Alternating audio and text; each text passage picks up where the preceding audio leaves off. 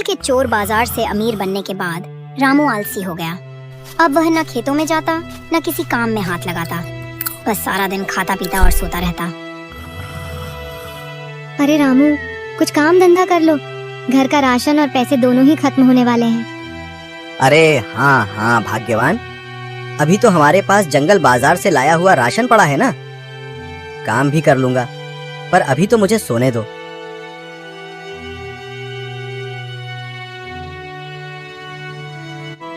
कुछ समय बाद घर का सारा सामान खत्म होने लगा। कभी अनाज से भरे रहने वाले बर्तन अब खाली पड़े थे। रामू, अब तो हमारे पास कुछ भी नहीं है, तुम कुछ काम क्यों नहीं करते? काम? मैं तो सोच रहा हूँ फिर से जंगल बाजार चला जाऊँ, वहीं से सोना लेकर आऊंगा और सब कुछ पहले जैसा ठीक हो जाएगा। तुम्हें याद नहीं, तुमने ही कहा था कि जंगल का बाजार कहीं और चला गया है। अब दोबारा वहाँ कैसे जाओगे? रामू कुछ देर चुप रहता है, फिर आंखें चमकाते हुए कहता है, मुझे एक तरकीब आई है, साधु महाराज से रास्ता दोबारा पूछ लूंगा।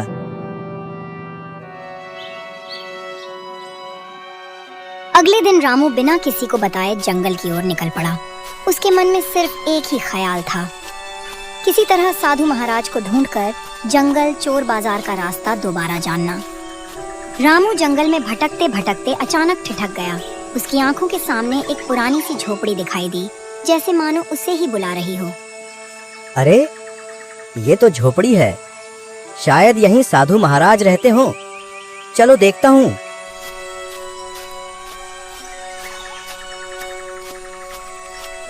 अरे यहाँ तो कोई नहीं है, चलो थोड़ी देर यहीं पर आराम कर लेता हूँ। सफर भी लंबा था और थकान भी हो रही है। रामू झोपड़ी के सामने आकर बैठ गया और इंतजार करने लगा। कुछ देर बाद उसे दूर से वही साधु महाराज दिखाई दिए, जो धीरे धीरे उसकी तरफ आते चले आ रहे थे।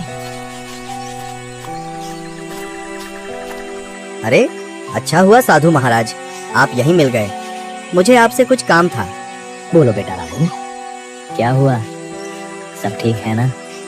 हाँ साधु महाराज, मेरा तो सब ठीक है, लेकिन मेरे एक दोस्त की हालत बिल्कुल भी ठीक नहीं है। उसे जंगल के चोर बाजार की जरूरत है। अगर आप उसका रास्ता बता दें तो उसका भी कल्याण हो जाएगा। बेटा, जंगल का बाजार खुद ही जरूरतमंदों को चुनता है, पर फिर भी तुम पूछ रहे हो, तुम्हें बता देता हूँ।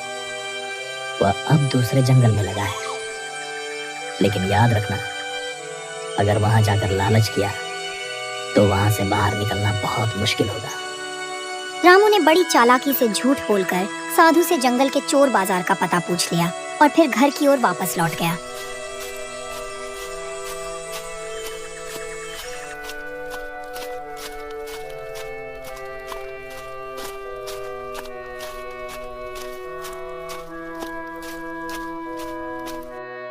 क्या हुआ रामू, चोर बाजार का पता चला तुम्हें? हाँ, मैंने साधु महाराज से झूठ बोलकर पता निकाल लिया।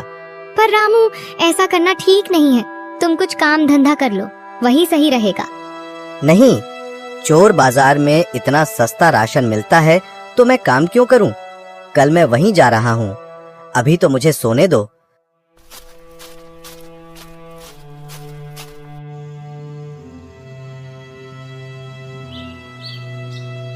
अगले दिन रामू चोर बाजार खोजने के लिए जंगल की तरफ निकल जाता है। ढूंढते ढूंढते रामू को एक अजीब सा रास्ता दिखाई देता है।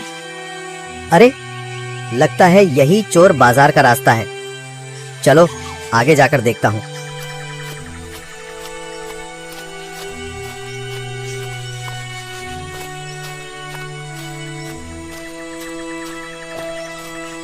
अरे वाह, जंगल बाजार आखिरकार मुझे मिल ही गया।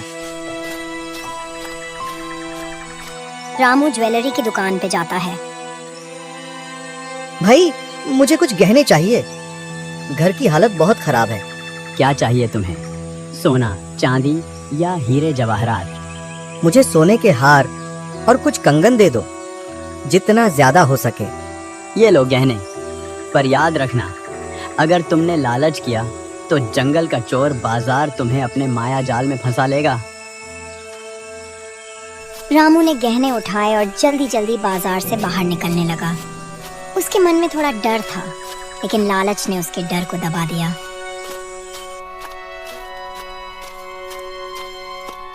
रामू, चोर बाजार मिला क्या तुम्हें? हाँ, और ये देखो कितने सारे गहने भी लाया हूँ और मुझे कुछ भी नहीं हुआ। रामू, ये सब तो ठीक है, पर अब चोर बाजार मत जाना। हाँ हाँ ठीक है, मैं सोचूंगा इसके बारे में। चलो अब मुझे खाना दे दो। हाँ, तुम बैठो, मैं खाना लाती हूँ।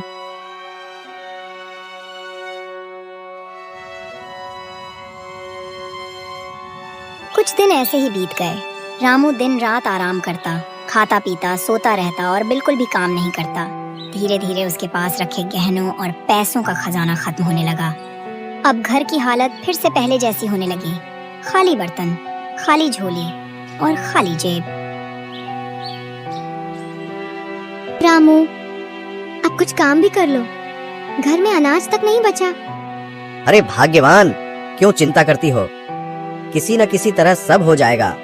अपने आप सब ठीक कैसे होगा? अरे मैं कल ही चोर बाजार जाता हूँ और सोना ले आता हूँ। अरे रामू, पर जंगल चोर बाजार जाना ठीक नहीं है। ये लालच तुम्हें किसी मुसीबत में न डाल दे। अरे कुछ नहीं होगा।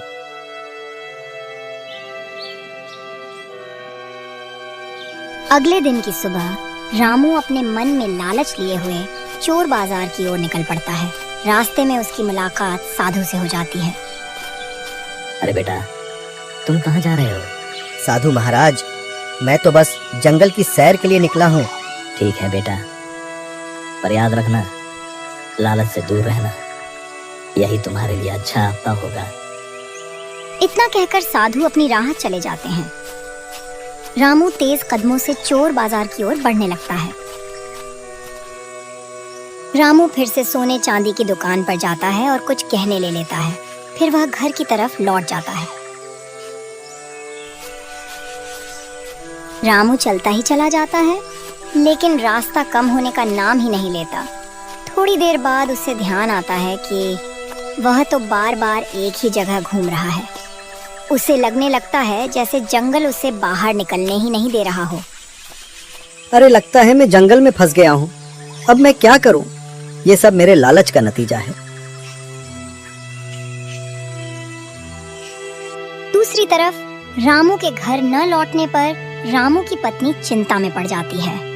वह अपने आप से कहती है, रामू कहाँ रह गया? अभी तक नहीं आया।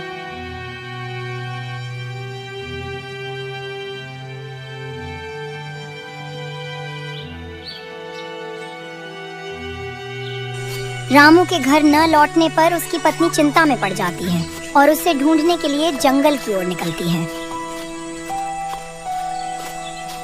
चलते चलते वह साधु की झोपड़ी के पास पहुंचती है। प्रणाम साधु महाराज, आपने मेरे पति को कहीं देखा है क्या? वो चोर बाजार की तरफ गए थे। तो तुम रामू की पत्नी हो? हाँ, रामू कल से घर नहीं लौटे। हाँ बेटा, वो लालच में फंस गया है। जंगल का बाजार लालची लोगों को बाहर नहीं आने देता। मैंने उसे मना भी किया था। साधु महाराज, कोई उपाय बताइए।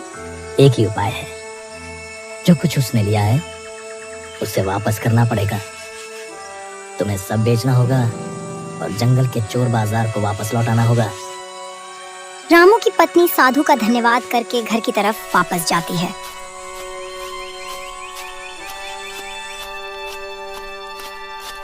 रामू की पत्नी घर आती है और घर व जमीन के कागज लेकर साहूकार के पास जाती है। साहूकार जी, मुझे तुरंत पैसों की जरूरत है। ये लीजिए मेरे घर और दुकान के कागज, इन्हें गिरवी रख लीजिए। हाँ ठीक है, मैं भरोसा करके पैसे दे रहा हूँ, लेकिन इन्हें समय पर वापस लौटा देना। साहूकार पैसे दे देता है और रामू की पत्नी सीधा जंगल के चोर बाजार की तरफ चली जाती है। रामू की पत्नी आखिरकार चोर बाजार पहुंच जाती है। तो ये है चोर बाजार। और वह सीधा उस दुकान पर जाती है जहां से रामू गहने लेकर जाता था।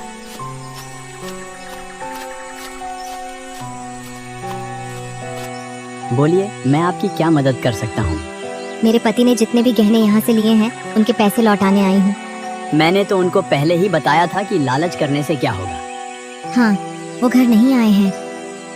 ठीक है, आप घर जाइए, जंगल का बाजार न्याय करेगा।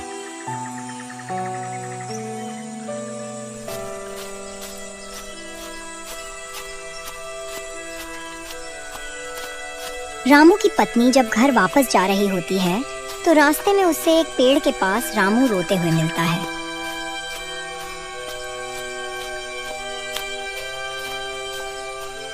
अरे रामू, अच्छा हुआ तुम मिल गए।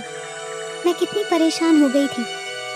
तुम आ गई, मुझे लगा मैं हमेशा के लिए यहीं फंस गया हूँ। अब मैं कभी लालच नहीं करूँगा। और दोनों खुशी खुशी घर लौट जाते हैं।